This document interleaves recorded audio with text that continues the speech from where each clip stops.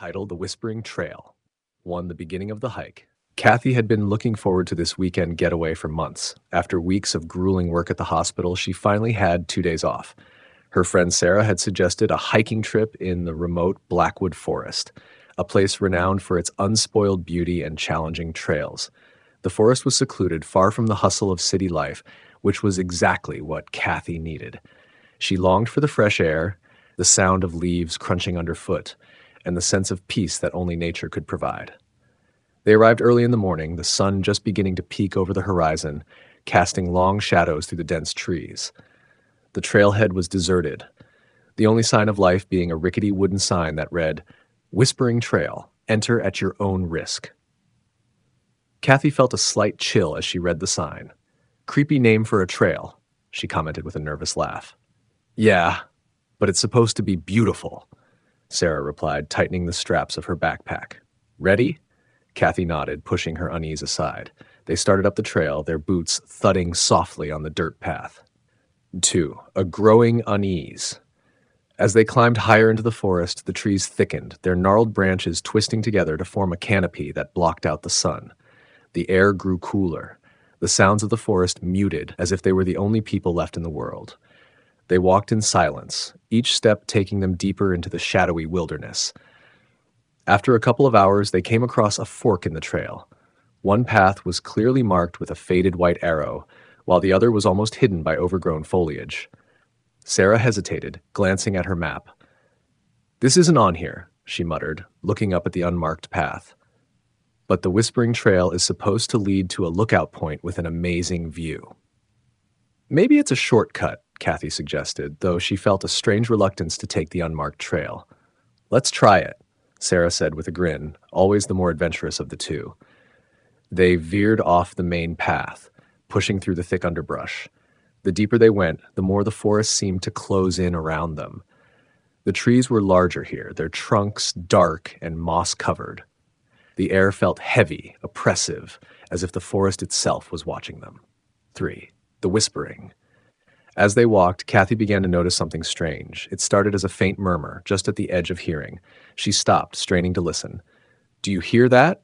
she asked, her voice barely above a whisper. Sarah paused, tilting her head. "Hear what?" Kathy listened intently, and there it was again, a soft, indistinct whisper, like a distant conversation carried by the wind. "It's nothing," Sarah said, shrugging. "Just the wind." But Kathy wasn't so sure.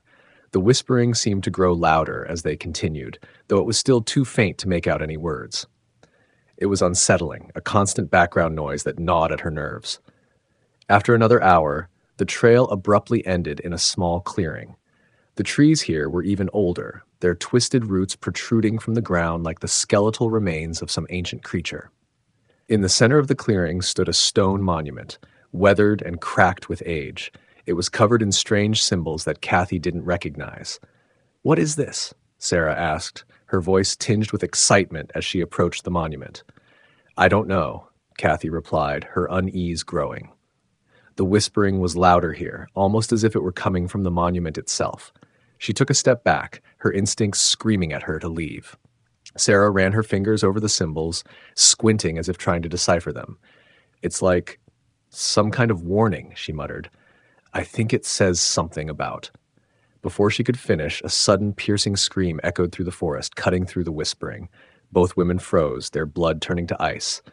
The scream was distant but unmistakably human. "What the hell was that?" Kathy whispered, her heart pounding in her chest. Sarah's face had gone pale. "We need to go," she said, her voice shaky. "Now." They turned and hurried back the way they had come, but the trail seemed different. The trees loomed larger, their branches reaching out like skeletal hands. The whispering grew louder, more insistent, filling Kathy's ears until she wanted to scream just to drown it out. For the lost way. After what felt like hours of walking, they realized they were hopelessly lost. The forest seemed to shift around them, the trail disappearing and reappearing in different places. Panic set in as the sky darkened, the sun dipping below the horizon. "We should have reached the main trail by now," Kathy said, her voice trembling. "Why can't we find it?" Sarah didn't answer, her eyes wide with fear. She was breathing heavily, her steps faltering.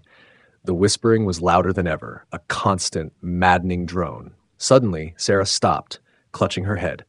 "Make it stop," she screamed. "I can't take it anymore." Kathy rushed to her side, grabbing her shoulders. "Sarah, calm down. We're going to get out of here, okay? We just need to." But before she could finish, Sarah's eyes rolled back, and she collapsed to the ground, unconscious. Kathy knelt beside her, shaking her. "Sarah, wake up, please." The whispering was deafening now, a cacophony of voices all speaking at once, filling her mind with dark, incomprehensible thoughts. She looked around, desperate for a way out, but the forest had closed in on them completely. The trees were too close, their twisted branches forming an impenetrable wall. In her panic, Kathy's eyes fell on the stone monument in the clearing, now visible through the trees. The symbols on it were glowing faintly, pulsing in time with the whispers. No 5. The twist. Driven by a sudden, inexplicable compulsion, Kathy staggered towards the monument. She could feel the whispers inside her mind now, urging her to do something, though she didn't know what.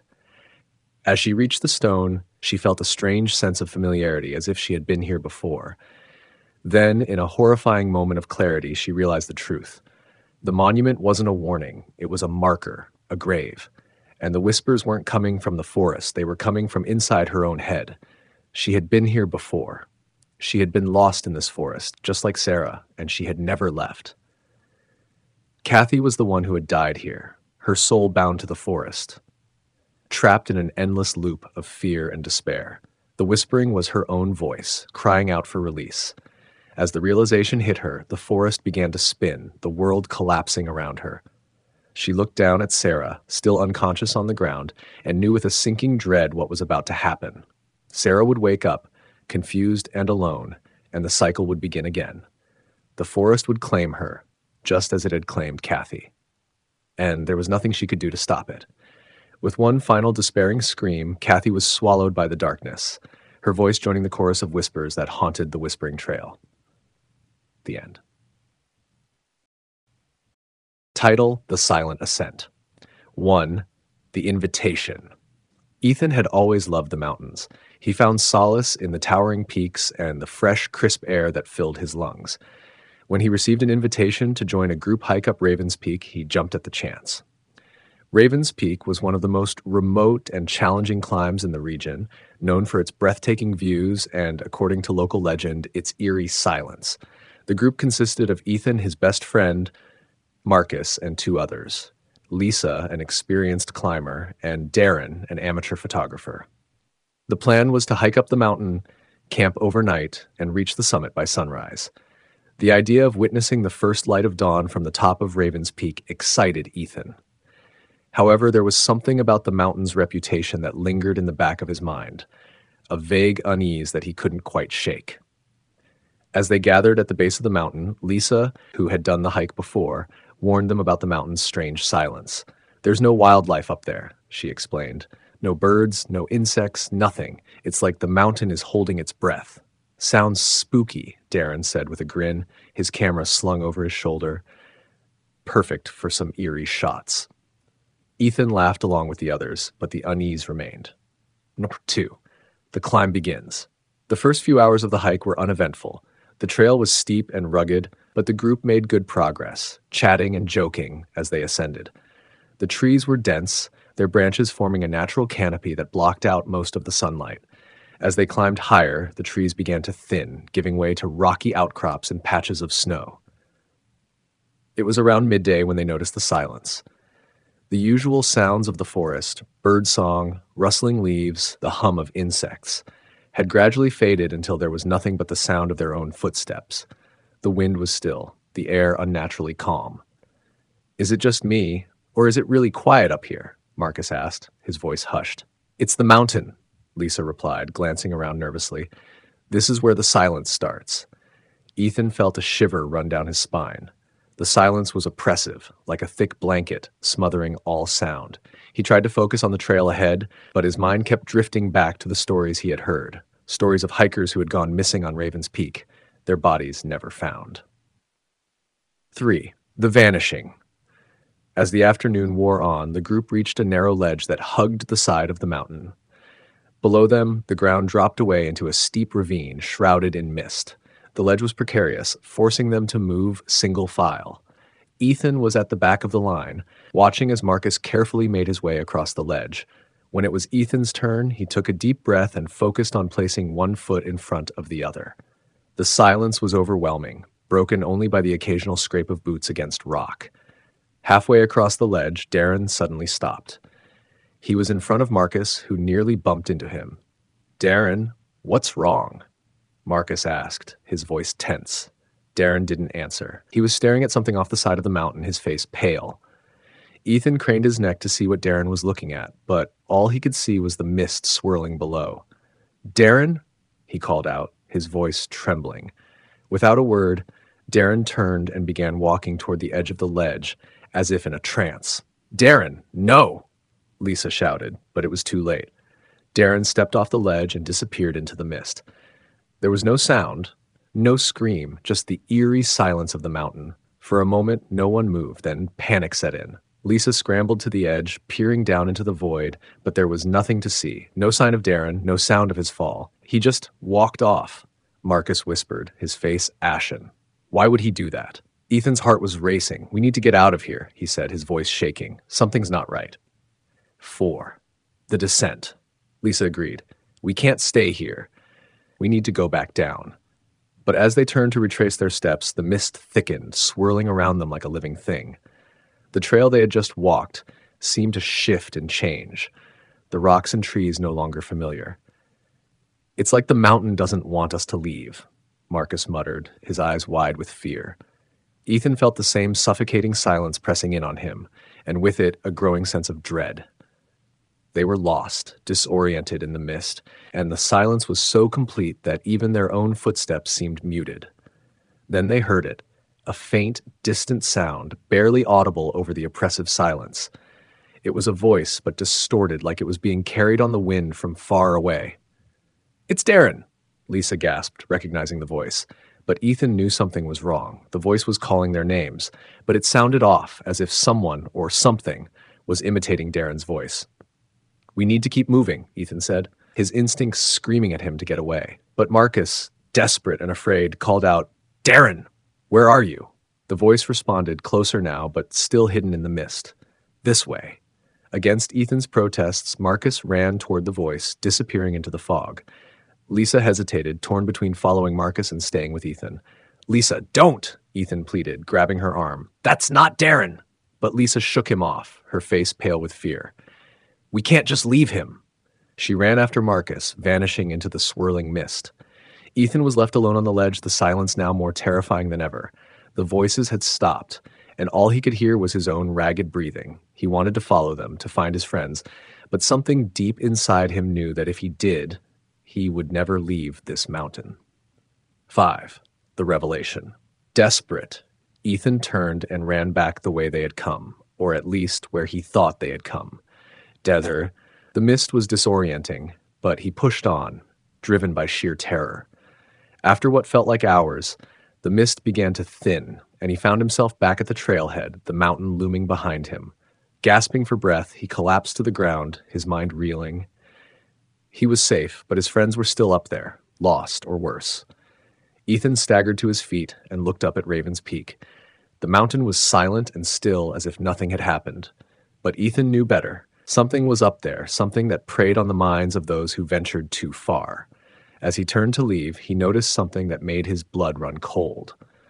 On the trailhead sign, under the words Raven's Peak, were several names carved into the wood, names of those who had gone missing on the mountain over the years. And at the bottom, freshly carved, were the names Darren, Marcus, Lisa, and Ethan. His heart pounded as he realized what it meant. The mountain had claimed them, all of them, including himself.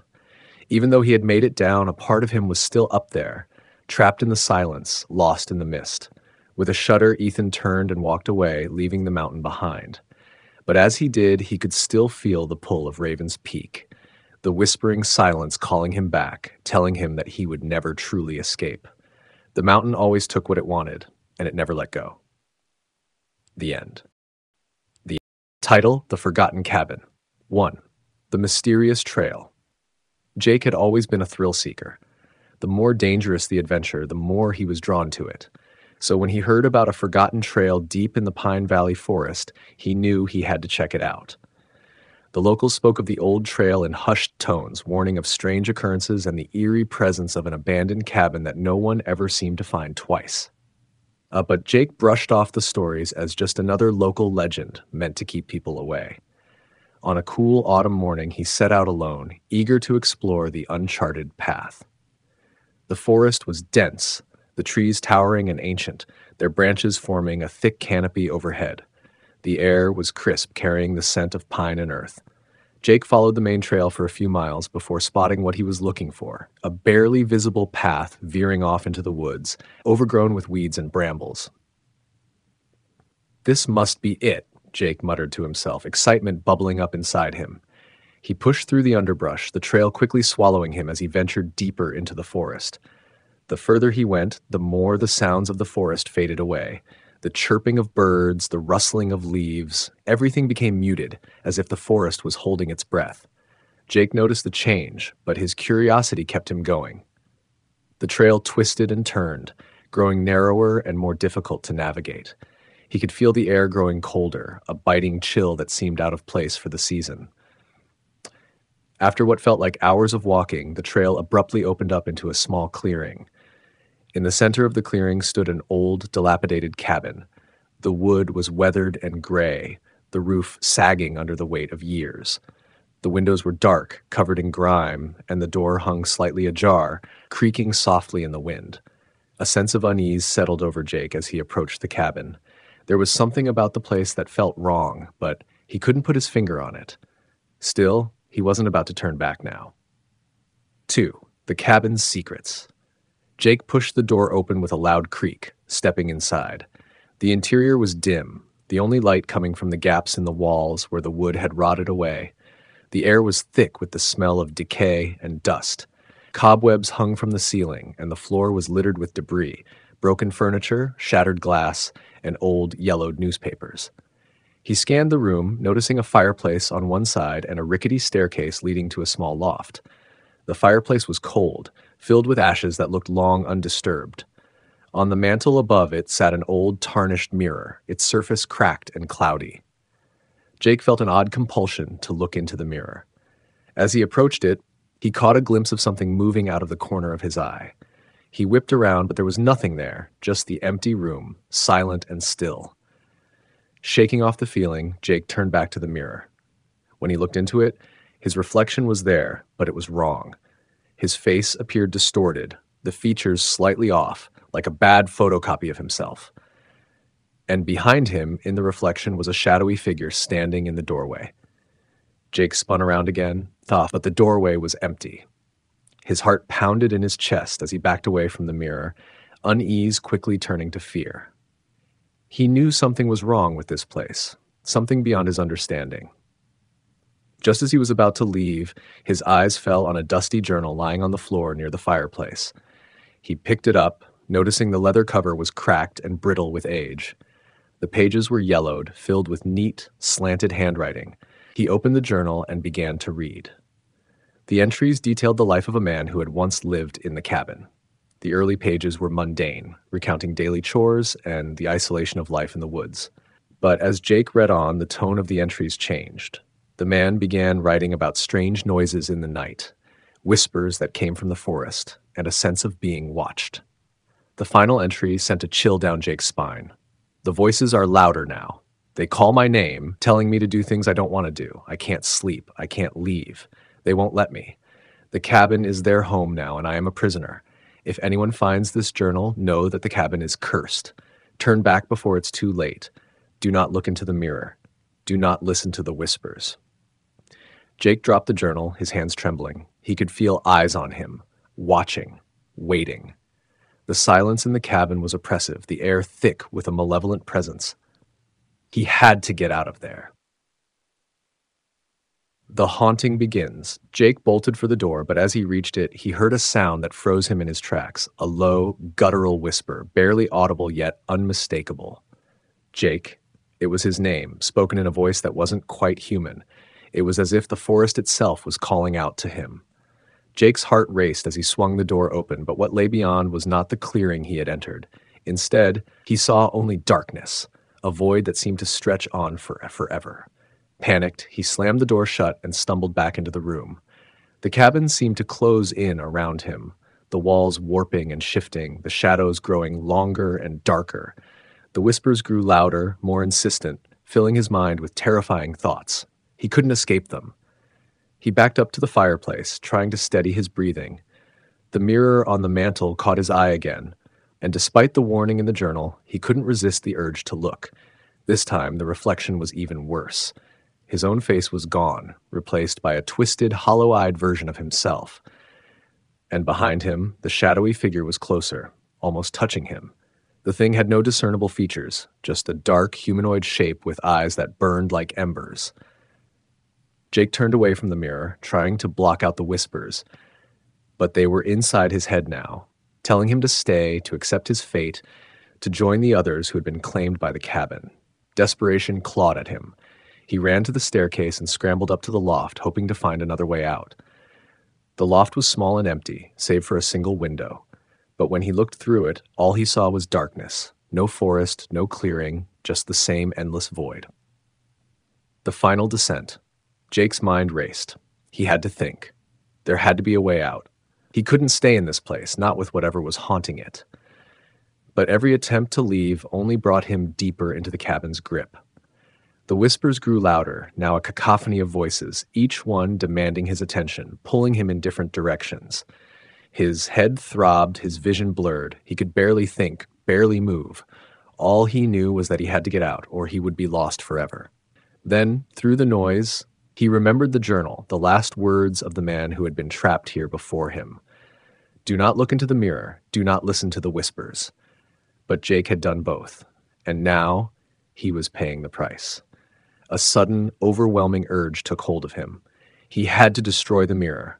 It was the source, the thing that bound him to the cabin. If he could break it, maybe, just maybe, he could free himself. He stumbled back down the stairs, nearly falling in his haste. The mirror was still there, perched on the mantel, reflecting his nightmare back at him. The shadowy figure in the glass was right behind him now, its burning eyes locked onto his. With a cry of desperation, Jake grabbed a piece of broken furniture and hurled it at the mirror. The glass shattered, exploding into 1,000 shards that scattered across the room. For a moment, the whispers stopped. The cabin seemed to sigh, the air growing still and heavy. Jake collapsed to the floor, his body trembling with exhaustion and fear. But as the silence settled, a new sound emerged, a low, rumbling laugh that echoed through the cabin. It was deep and sinister, filled with malice and amusement. Jake looked up, dread filling his heart. The mirror was broken, but the shadow was still there, no longer confined to the glass. It loomed over him, larger and more defined, as if the shattering of the mirror had only released it from its prison. "You shouldn't have done that," the voice whispered, now clear and menacing. "Now you can never leave." The darkness in the cabin deepened, swallowing the light, swallowing Jake. He tried to scream, but no sound came out. The cabin had claimed him just as it had claimed the others, and now it would wait, hidden deep in the forest, for the next unfortunate soul to stumble upon it. The next thrill-seeker who wouldn't heed the warnings. The next victim. The end. Title: The Red-Topped Lantern. 1. The Perfect Getaway. Emma, Ryan, and Lucy had been best friends since college. Every year they made it a point to take a trip together, a way to escape the grind of work and life in the city. This year, Ryan suggested something different, an off-the-grid hiking trip through the remote Appalachian wilderness. It was supposed to be the perfect getaway. No phones, no internet, just the three of them and the great outdoors. They started their hike on a bright Saturday morning, spirits high as they ventured deep into the mountains. The trail was rugged and steep, but the scenery was breathtaking. Dense forests stretched out in all directions, broken up by the occasional rocky outcrop or bubbling stream. It felt like they had the whole world to themselves. As they hiked, they encountered an elderly couple coming down the trail. The woman, small and bent with age, stopped them with a stern warning. "You folks heading up to Devil's Ridge?" Ryan, ever the adventurer, nodded. "That's the plan. Supposed to be some amazing views up there." The woman shook her head, her eyes dark with concern. "Turn back. There's something up there that doesn't belong in this world. Old spirits." a lantern that calls to people in the night. Those who follow it, they don't come back. Emma and Lucy exchanged uneasy glances, but Ryan just laughed it off. Appalachian ghost stories, huh? Don't worry, ma'am, we'll be fine. The old woman didn't smile. Remember what I said. Don't follow the lantern, no matter what you see, no matter what you hear. They reached their campsite by late afternoon, a small clearing near the base of Devil's Ridge. The air was cool, the sun dipping low behind the mountains. After setting up their tents, they gathered around a fire, cooking dinner and laughing about the old woman's warning. She really had us going for a minute, Ryan said, grinning as he took a swig of his beer. Lanterns and spirits, classic Appalachian folklore. Emma, however, couldn't shake the feeling of unease that had settled over her since the encounter. I don't know, guys. She seemed pretty serious. Come on, Emma, Lucy chimed in, her voice light. It's just a story. We're out here to have fun, remember? Emma forced a smile, not wanting to dampen the mood. Yeah, you're right, just a story. But as the night grew darker, the forest around them seemed to close in. The fire crackled, casting long, flickering shadows across the trees. The silence was oppressive, broken only by the occasional rustle of leaves in the wind. As they settled into their tents, Emma couldn't help but think about the old woman's words. Don't follow the lantern. 3. The red glow. Emma woke suddenly in the middle of the night, her heart pounding. She wasn't sure what had disturbed her. There was no sound, no movement, just an overwhelming sense of dread. She lay still, straining to hear anything unusual, but the night was deathly silent. Just as she was about to close her eyes again, a faint red light appeared outside her tent. It hovered in the air, bobbing gently like a lantern swaying in the wind. Emma's breath caught in her throat. The lantern. She remembered the woman's warning, but there it was, just beyond the fabric of her tent, glowing eerily in the darkness. Curiosity and fear battled within her. She knew she shouldn't, but something about the light was almost hypnotic. She unzipped her tent just a little, peeking out to get a better look. The red glow was brighter now, floating just at the edge of the clearing. It was unlike any light Emma had ever seen, too vivid, too strange. It wasn't firelight or the beam of a flashlight, it was something otherworldly, beckoning her. Ryan? Lucy? She whispered, but there was no response. The other tents were dark and still. Emma hesitated, her hand trembling on the zipper. Don't follow the lantern, she reminded herself, but the pull was too strong. Slowly, she unzipped the tent all the way and stepped out into the cold night. The lantern moved away from the campsite, drifting toward the trees. Emma's feet seemed to move on their own as she followed it, leaving the safety of the fire behind. The lantern led her deeper into the forest, weaving between the trees, always just out of reach. Emma's mind screamed at her to turn back, but her body ignored the command, drawn irresistibly forward. As she walked, the forest changed. The trees grew denser, their twisted branches forming a canopy that blocked out the moonlight. The air grew colder, the silence more oppressive. The red glow of the lantern was the only thing that kept her from being swallowed by the darkness. Finally, the lantern stopped in a small circular clearing. Emma hesitated at the edge, her heart racing. The light bobbed in the center, as if waiting for her. She stepped into the clearing, and the lantern flickered, casting long shadows across the ground. Then, without warning, the light vanished, plunging Emma into darkness. Panic surged through her. She spun around, but the forest was impenetrable, the way back lost to the shadows. The silence pressed in on her, suffocating, until a whisper. It was so faint that she almost missed it. But there it was again, just behind her. A soft voice carried on the wind. Emma? She froze, her blood turning to ice. She hadn't imagined it. Someone had called her name. Slowly, she turned around and her breath caught in her throat. There, at the edge of the clearing, stood a figure, a man tall and gaunt, his eyes glowing with the same eerie red light as the lantern. His face was pale, his skin stretched tight over sharp bones. He wore old, tattered clothes, and in his hand he held the lantern, now dark. Emma? The figure whispered again, his voice dry and brittle like leaves crumbling underfoot. You shouldn't have come here. Emma wanted to scream, to run, but she was paralyzed with fear. The figure stepped closer, the glow in his eyes intensifying. You followed the lantern, he said, his voice filled with a strange sadness. Now you must stay. The lost ones. As the figure advanced, Emma stumbled back, her heart pounding in her chest. The clearing seemed to close in around her, the trees pressing closer, their branches reaching out like twisted fingers. "Who are you?" Emma managed to whisper, her voice trembling. The figure paused, his head tilting to one side as if considering the question. "I was once like you," he said finally. "A traveler, drawn by the light, but now I am bound to this place." Emma's mind raced. She had to find a way out, but every direction seemed the same, just darkness and trees. "I don't want to stay," she said, desperation creeping into her voice. "I want to go back." The figure shook his head slowly. "There is no going back. The lantern, it chooses its own. Those who follow it are lost, just as I was." As he spoke, more figures began to emerge from the shadows, their eyes glowing with the same red light. Men, women, even children, each one gaunt and ghostly, their faces twisted with sorrow and despair. "They are the lost ones," the figure said, gesturing to the others. "Those who followed the lantern before you, we are bound here, forever wandering these woods." Emma's heart raced as she watched the ghostly figures move closer, their red eyes fixated on her. She couldn't stay here. She had to escape. Suddenly, a memory flashed in her mind, the old woman's warning. "The lantern calls to people in the night. Those who follow it, they don't come back." Emma realized now that the old woman had known exactly what would happen, that she had been trying to save them. With a burst of adrenaline, Emma turned and ran, pushing through the dense underbrush. Branches scratched at her skin, and the cold air stung her lungs, but she didn't stop. She could hear the whispers behind her, the lost ones calling her name, urging her to return. But she didn't listen.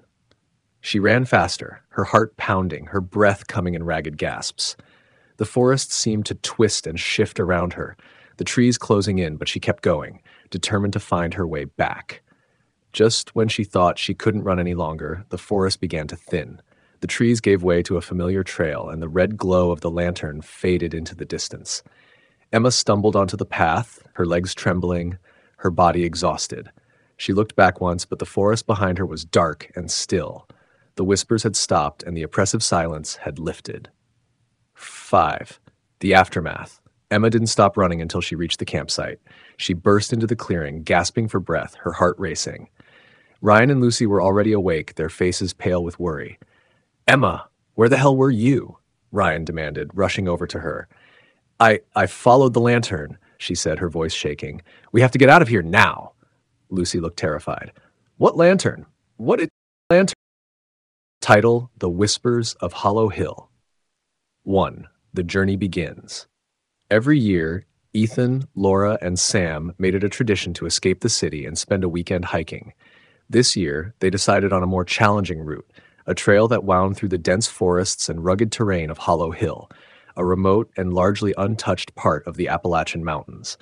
The area was known for its beauty, but also for its eerie reputation. The locals told stories of strange occurrences, of people hearing voices in the woods, of hikers who had vanished without a trace. But the trio laughed off the warnings. They were experienced hikers, after all. What could go wrong? The first day was perfect. The weather was clear, the air crisp, and the trail, though challenging, offered breathtaking views of the surrounding wilderness. As they made their way up the hill, the dense forest began to close in around them, the trees growing taller and thicker, their branches intertwining to create a canopy that blocked out much of the sunlight.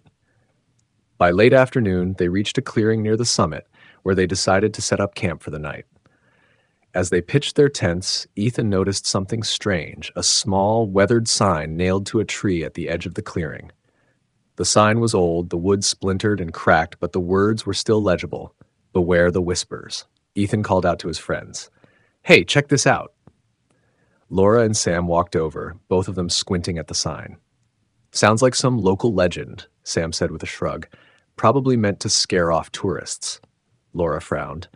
"It's a little creepy, though, don't you think?" Ethan chuckled, trying to shake off the unease that was beginning to creep in. "It's just a sign, nothing to worry about." But as they sat around the campfire that night, the words on the sign lingered in the back of his mind. 2. The first night. The forest around them was silent, the usual sounds of wildlife conspicuously absent. The fire crackled softly, casting flickering shadows across the trees. They ate dinner in relative silence, each of them lost in their thoughts. The stillness of the night was unsettling, as if the forest itself was holding its breath. Finally, Laura broke the silence. Do you think there's any truth to those stories? About people hearing things up here? Ethan shrugged. Probably just the wind or animals. It's easy to imagine things when you're out in the middle of nowhere. Sam nodded in agreement. Yeah, and people love to exaggerate. I'm sure we'll be fine. But as the night wore on, the unease that had been growing in the pit of Ethan's stomach refused to go away. After a few hours, they decided to call it a night and retreated to their tents, the fire burning low. Ethan lay awake for a long time, staring up at the roof of his tent, listening to the stillness of the forest. He was just starting to drift off when he heard it, a faint whisper, so soft it was almost inaudible. He sat up, straining to listen, but the sound was gone. Shaking his head, he lay back down, telling himself it was just the wind. But a few minutes later, the whisper came again, this time louder. Ethan's heart began to race as he sat up once more.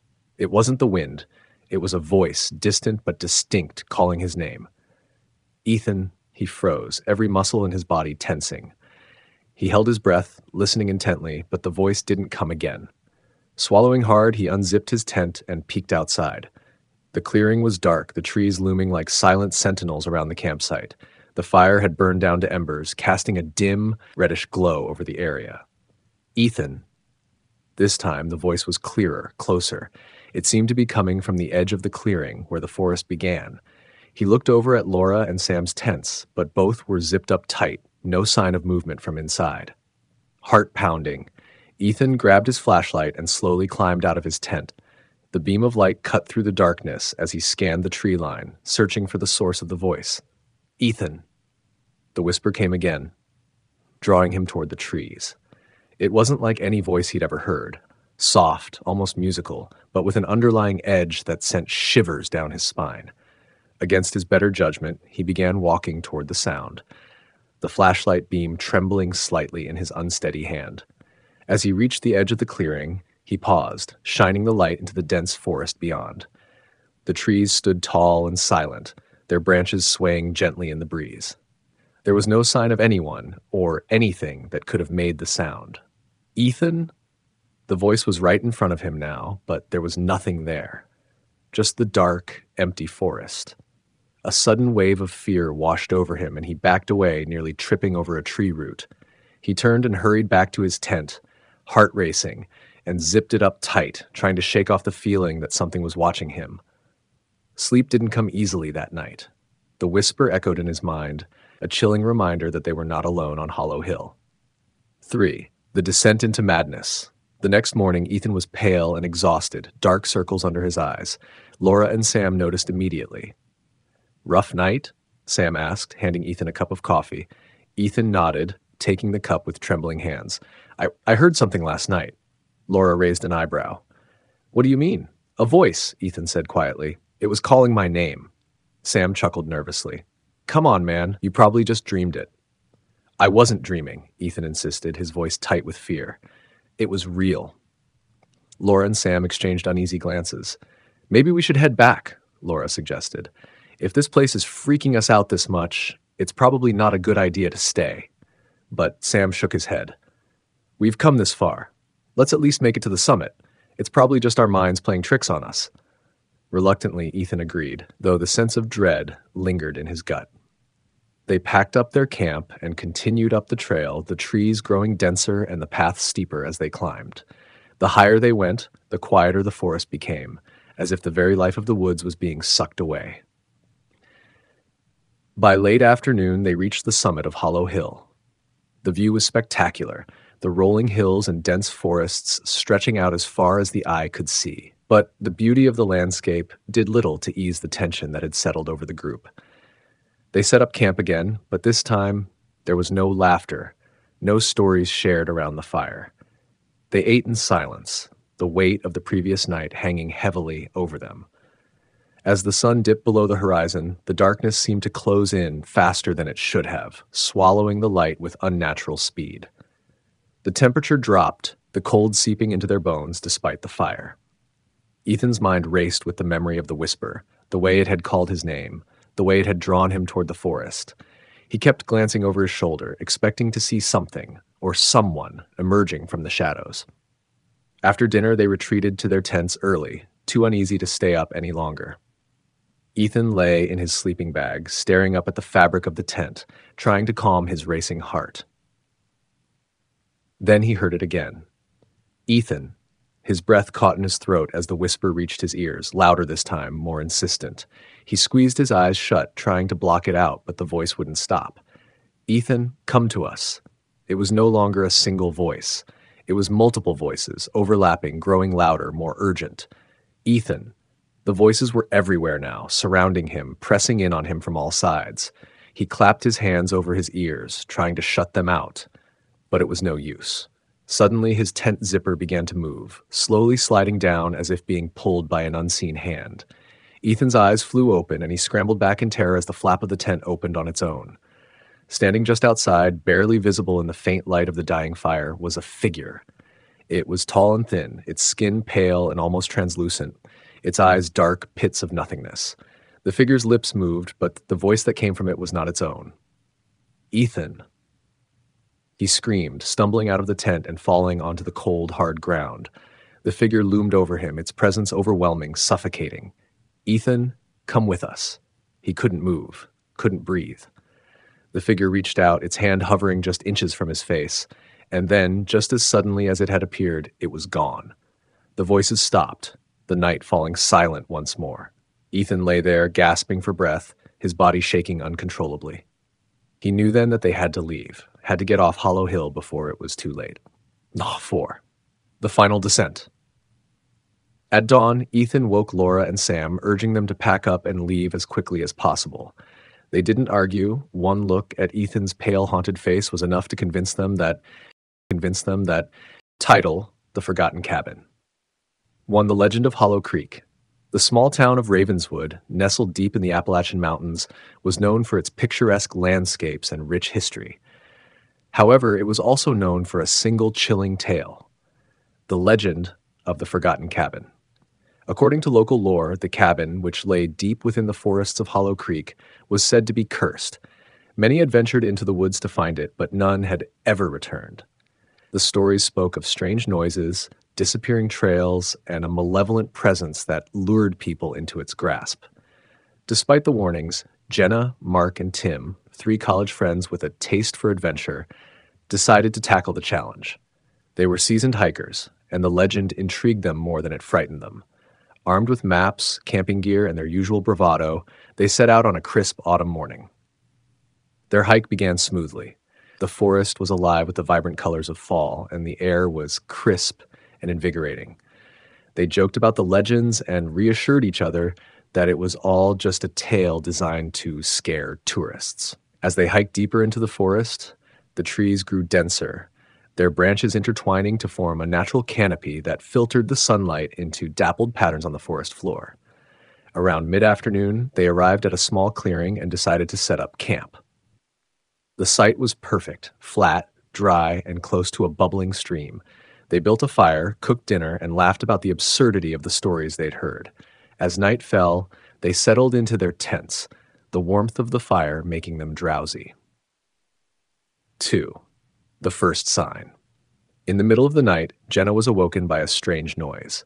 It sounded like footsteps crunching on the forest floor, but when she unzipped her tent and peered outside, there was nothing there, just the dark, silent woods. She shrugged it off as a figment of her imagination and tried to go back to sleep.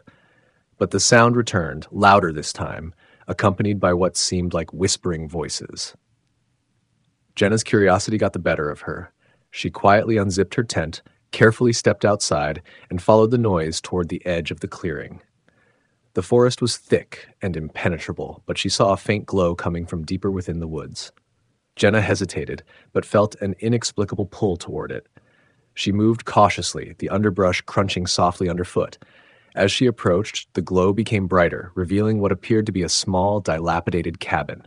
It was shrouded in an eerie mist, its wooden walls covered in creeping vines and moss. The windows were dark and shattered, and the door hung loosely on its hinges. Jenna's heart raced. The cabin matched the description from the local legend. She hesitated at the threshold, feeling an icy draft that seemed to emanate from within. Just as she was about to step inside, a loud crack of a branch made her jump. She spun around but saw nothing but darkness. A shiver ran down her spine, and she quickly made her way back to the campsite, where Mark and Tim were still sound asleep. Noth 3. The Descent into Fear. The next morning, Jenna told Mark and Tim about her encounter. They laughed it off, attributing it to her overactive imagination and the spooky stories they'd heard. "It's probably just an old hunting cabin," Mark said with a dismissive wave. "Let's not let it ruin our trip." Reluctantly, Jenna agreed. They spent the day hiking, enjoying the beautiful scenery, and trying to forget about the previous night's events. But as night fell, Jenna couldn't shake the feeling that something was watching them. The forest seemed too quiet, the darkness too thick. That night, as they sat around the fire, Tim heard the whispering too. He tried to convince himself it was just the wind, but the voices grew louder, more insistent. He could make out individual words. "Come closer. Find us. Stay with us." Jenna and Mark noticed Tim's unease, but when they listened carefully, the whispers faded away. They tried to brush it off as a result of too many scary stories and too little sleep. But when they went to bed, the whispers continued. The once comforting sounds of the forest seemed to twist into something sinister. Jenna and Tim both heard them, clear as day, but Mark remained skeptical. He convinced himself it was just their minds playing tricks. 4. The Disappearance. The next morning, Mark was gone. Jenna and Tim woke up to find Mark's tent empty and his belongings scattered. They searched the campsite and the surrounding area, calling out for him, but there was no sign of him anywhere. Panic set in. They retraced their steps from the previous day, calling for Mark, but it was as if he had vanished into thin air. Jenna's heart raced as she thought back to the cabin she had seen. Could Mark have gone there? They made their way back to the edge of the clearing, where the cabin was. As they approached, the whispers grew louder, more desperate. The cabin looked even more menacing in the daylight. The door was ajar, creaking softly in the wind. "Mark!" Jenna called, stepping inside the cabin. The interior was as dilapidated as the exterior, with broken furniture and dust covering every surface. The air was thick and stale, and the whispers seemed to echo off the walls. Tim followed reluctantly, the fear evident on his face. They searched the cabin thoroughly, but there was no sign of Mark. As they were about to give up, Jenna noticed something odd, an old, dusty journal lying on a table. She picked it up and began to read. The journal belonged to a man named Robert Holloway, who had lived in the cabin many years ago. The entries detailed his increasing paranoia and fear, describing how he was haunted by whispers and voices that lured him into the woods. The final entry was scrawled hastily, almost as if written in desperation. "They are coming for me. I must leave this place before it's too late." As Jenna finished reading, a cold gust of wind swept through the cabin, and the whispers intensified. Tim's face turned ashen. "We need to get out of here," Tim said, grabbing Jenna's arm. "Now." They fled the cabin, the whispers chasing them as they ran back to the campsite. But when they arrived, the campsite was deserted. Their gear was scattered, and the fire pit was cold. Jenna and Tim searched frantically, but there was no sign of Mark or of anything familiar. The forest seemed to close in around them, the trees becoming an endless maze. The whispers followed them, growing louder and more insistent, but they couldn't make out any clear words. Number 5, the revelation. Desperation drove Jenna and Tim deeper into the forest. The whispers had turned into a cacophony of voices, overlapping and shouting. Just as they were about to collapse from exhaustion, they stumbled upon a hidden path that seemed to lead back toward the clearing. They followed it, and as they emerged into the clearing, they saw something that made their blood run cold. The clearing was not just a clearing, it was a trap. The trees had formed a perfect circle around them, and the only exit was blocked by a wall of thick, tangled vines. In the center of the clearing stood the cabin, now whole and undamaged, as if it had been newly built. The door was wide open, and the whispers had turned into a chorus of mocking laughter. Jenna and Tim had no choice but to enter the cabin once more. As they stepped inside, the door slammed shut behind them, and the cabin seemed to shift, its walls closing in. The voices grew louder, their tones now harsh and angry. In the center of the room, they saw a figure, Mark. He was standing with his back to them, his face pale and hollow-eyed. He turned slowly, revealing an expression of sheer terror. "Help us," Mark's voice rasped. "They won't let us leave." Suddenly, the room was filled with a blinding light, and the whispers turned into deafening screams. The walls of the cabin seemed to pulsate, and the floor beneath them began to shake. Jenna and Tim grabbed Mark, pulling him toward the door, but it wouldn't open. They pounded on the walls, their cries drowned out by the cacophony of voices. The cabin seemed to close in on them, the space growing smaller and smaller. Just as they thought they couldn't take any more, the light faded, and the cabin fell silent. The door creaked open, and they stumbled out into the clearing, the forest eerily quiet once more. Mark was unconscious, but they managed to drag him out of the cabin and into the forest. The whispers had stopped, and the path back to their campsite was clear. 6. The aftermath. Jenna and Tim managed to get Mark back to the safety of their car and drove back to Ravenswood. Mark remained unconscious for days, his mind shattered by whatever he had experienced in the cabin.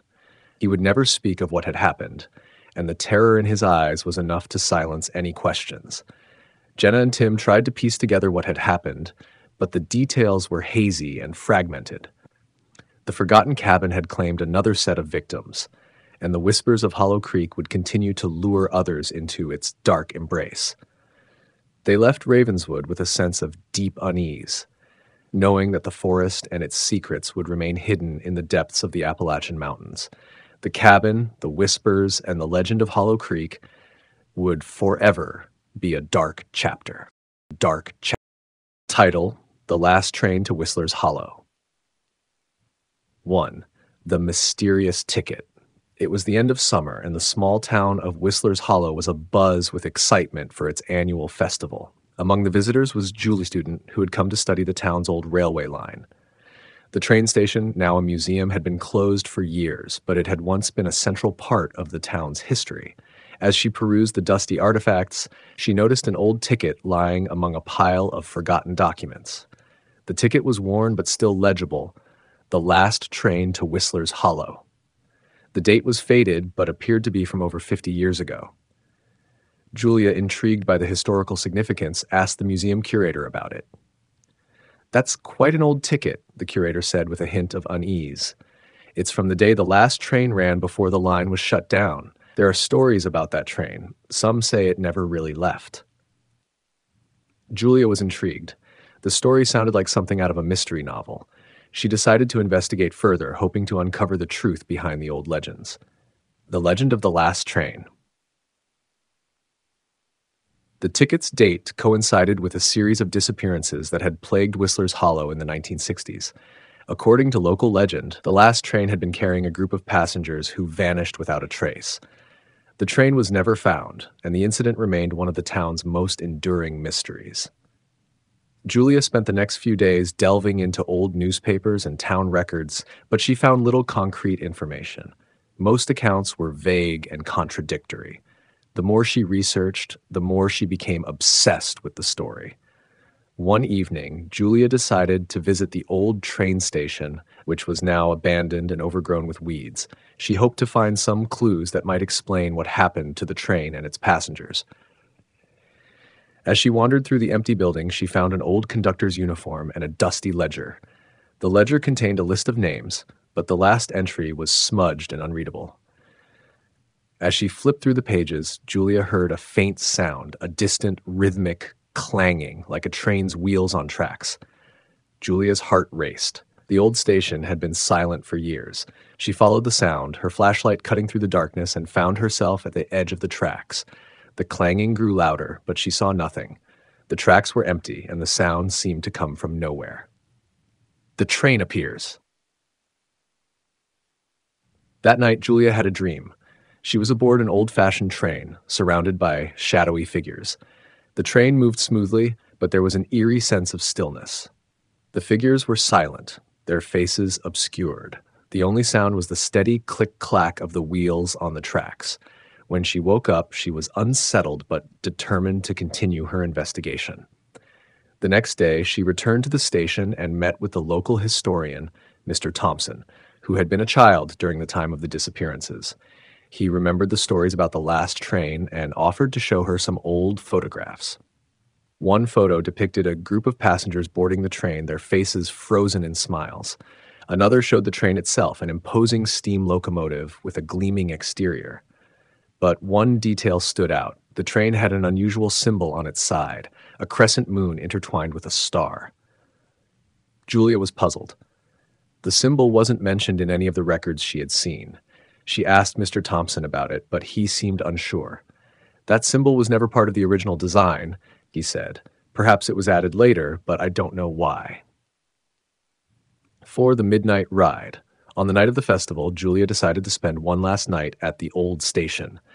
As she sat in the darkened building, she heard the rhythmic clanging again. It was closer now, more insistent.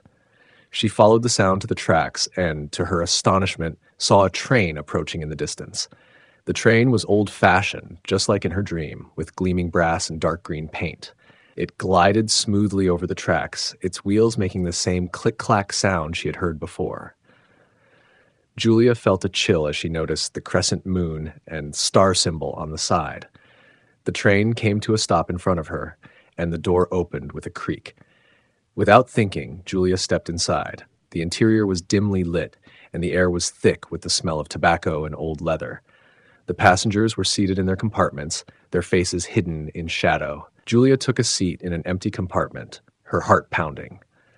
The train began to move, and the scenery outside blurred into a dark tunnel. As the train continued, Julia noticed that the passengers were watching her, their eyes gleaming in the dim light. Suddenly, the train jolted, and the lights flickered. Julia saw that the passengers were not ordinary people. They were ghostly figures, their eyes hollow and their expressions vacant. The realization hit her like a cold wave. The train was not just a relic of the past, it was a vessel for lost souls. 5. The conductor's revelation. As the train continued through the darkness, a figure appeared at the front of the car. He was dressed in a conductor's uniform, just like the one Julia had seen in the station. His face was lined with age, and his eyes were filled with sorrow. "Welcome aboard," the conductor said in a voice that echoed with melancholy. "I am the last conductor of this train. We are bound to travel forever, seeking redemption for those who vanished long ago." Julia's heart ached with empathy. "What happened to the passengers?" she asked. "They were taken," the conductor explained. "Taken by forces beyond our control. We are forever trapped in this loop, unable to leave until we find the truth."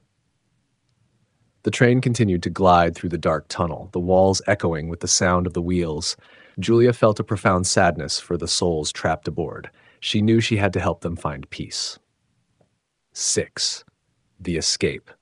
Suddenly, the train began to slow, and the scenery outside changed. Julia saw a faint light in the distance, a sign of the end of the tunnel.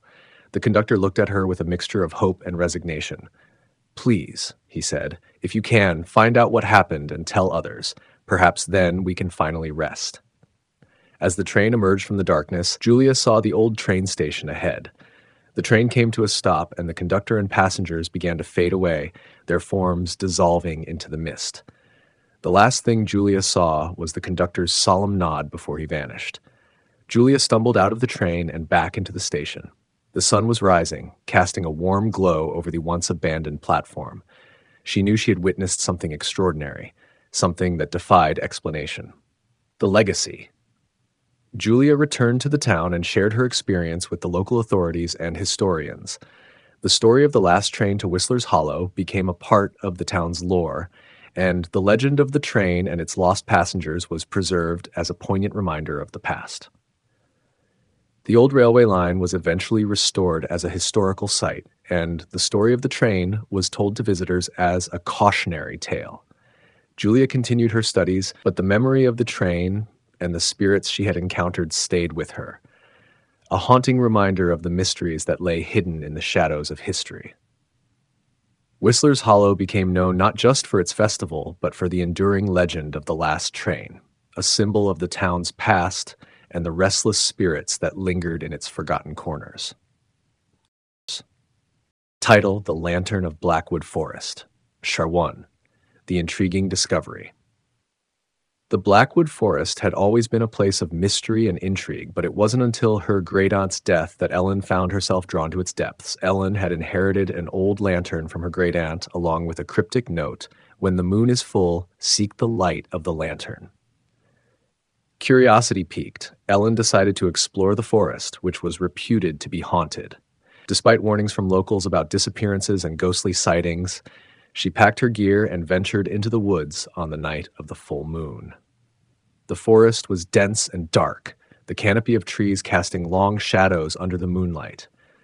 Ellen made her way through the tangled underbrush, the lantern casting a warm, reassuring glow that seemed to ward off the encroaching darkness. As she walked, she noticed strange symbols carved into the trees, ancient runes that seemed to pulse with a faint, eerie light. Ellen's heart raced with both excitement and fear. She had read about such symbols in her great-aunt's journals, but seeing them in person was unsettling. 2. The hidden path. After hours of walking, Ellen stumbled upon a narrow, overgrown path that was not on any of her maps. The path seemed to beckon her, its entrance partially concealed by hanging vines. The lantern's light seemed to flicker in response to the path, and Ellen felt an inexplicable urge to follow it. As she walked along the path, the trees seemed to close in around her, the moonlight barely penetrating the thick canopy. The air grew colder, and the silence was oppressive, broken only by the occasional rustling of unseen creatures. The path eventually opened into a small clearing. In the center of the clearing stood a decrepit stone well, overgrown with moss and vines. The well looked ancient, and Ellen could see faint glowing runes etched into its stonework. Ellen approached the well, the lantern's light illuminating the symbols. She noticed a worn wooden bucket hanging from a rope, its handle adorned with strange charms and feathers. The note from her great-aunt flashed in her mind, and she felt compelled to drop the lantern into the well. Taking a deep breath, Ellen untied the lantern and carefully lowered it into the darkness. As the lantern descended, the runes on the well began to glow brighter, casting an otherworldly light. The air grew colder, and Ellen could hear a faint whispering like voices carried on the wind. The descent. The lantern suddenly went dark, and the whispering grew louder, becoming a cacophony of indistinguishable voices.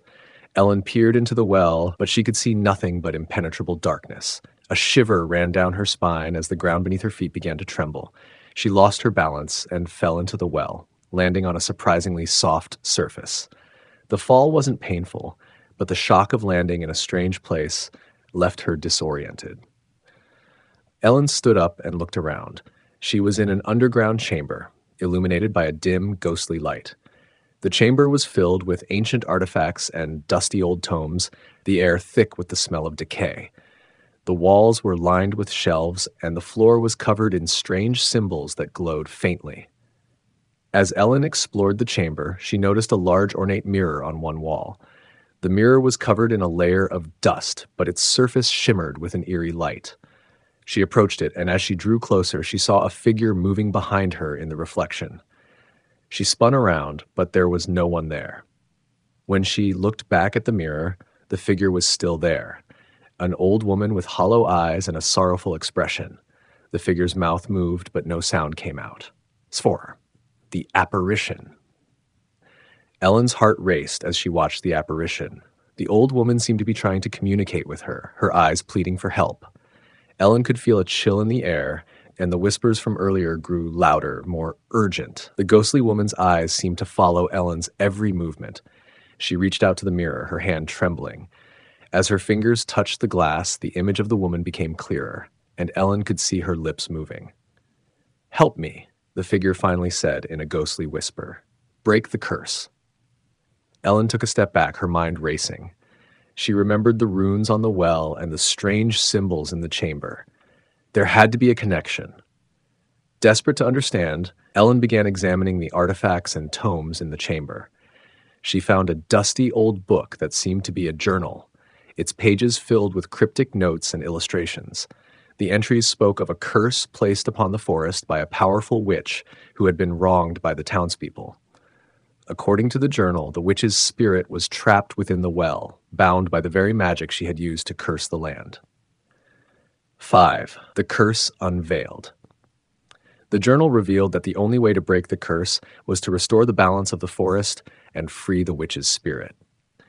Ellen realized that the lantern she had dropped into the well was not just a source of light.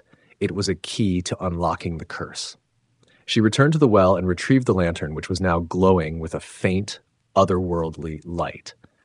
She carefully examined it and found a small compartment hidden in its base. Inside was an ancient amulet with a crescent moon and star symbol.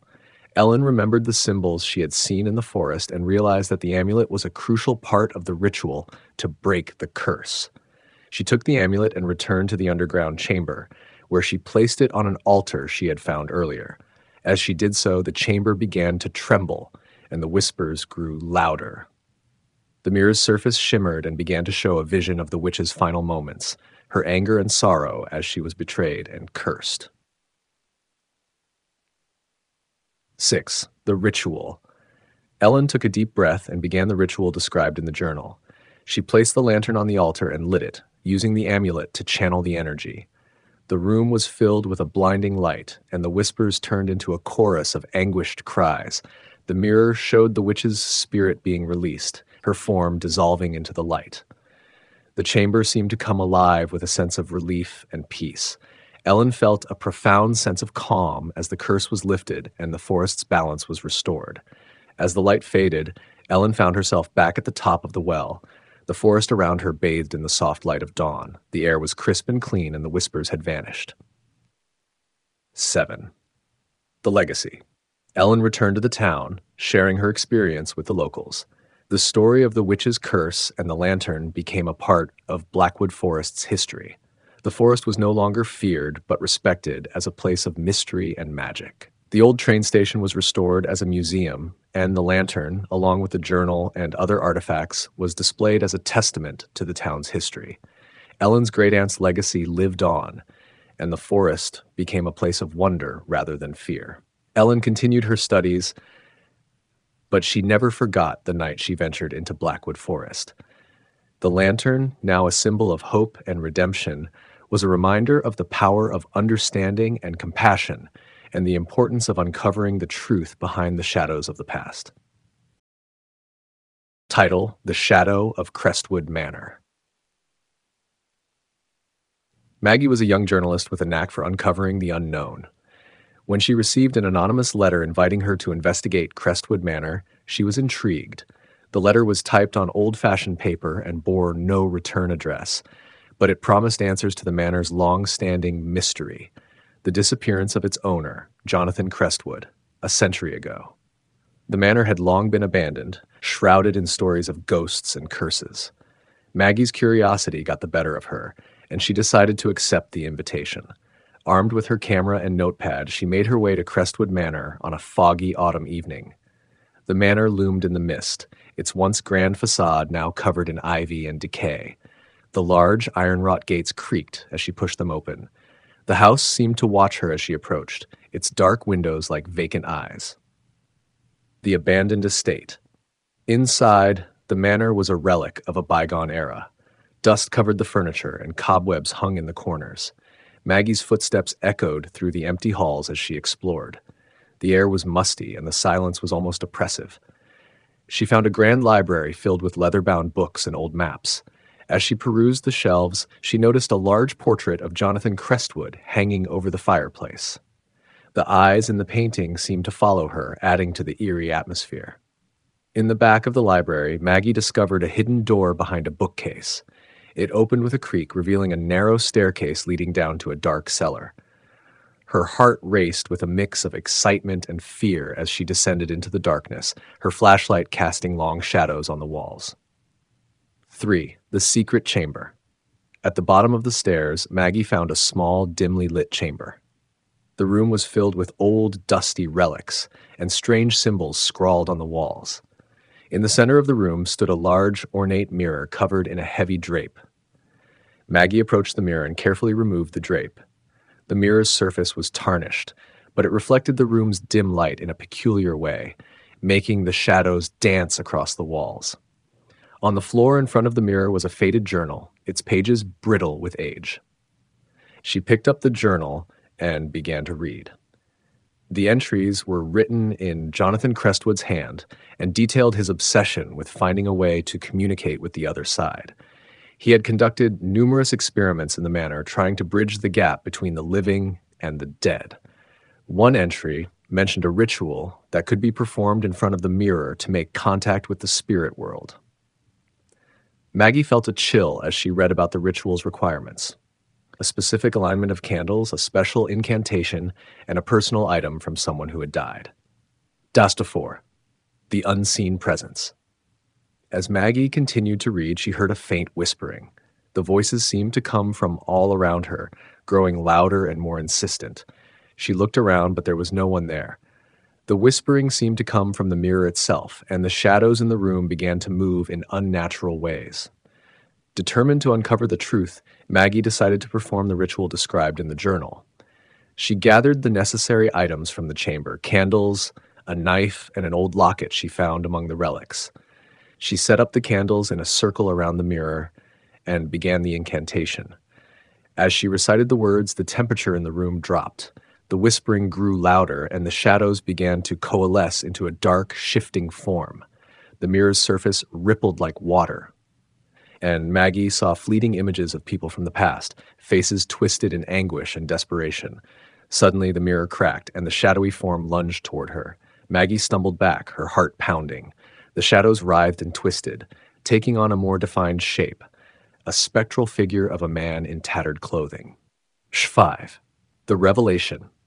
The ghostly figure emerged from the mirror, its eyes glowing with an otherworldly light.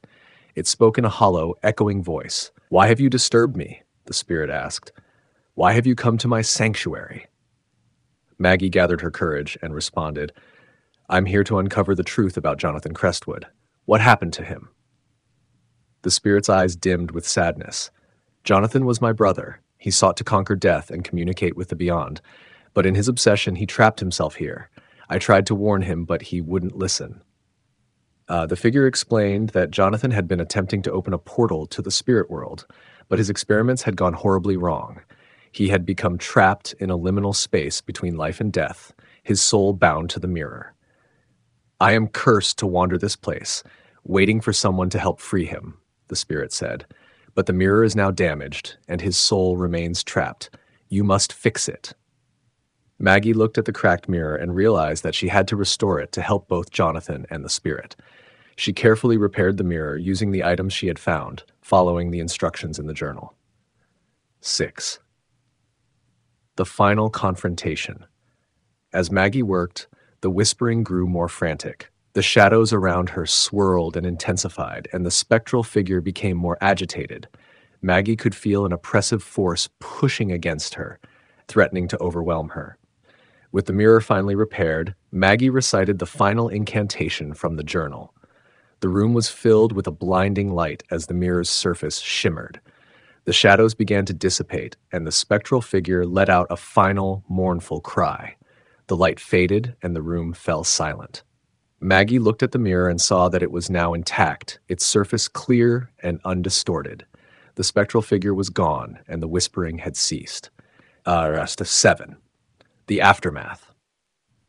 Maggie left Crestwood Manor as dawn broke, feeling a profound sense of relief and accomplishment.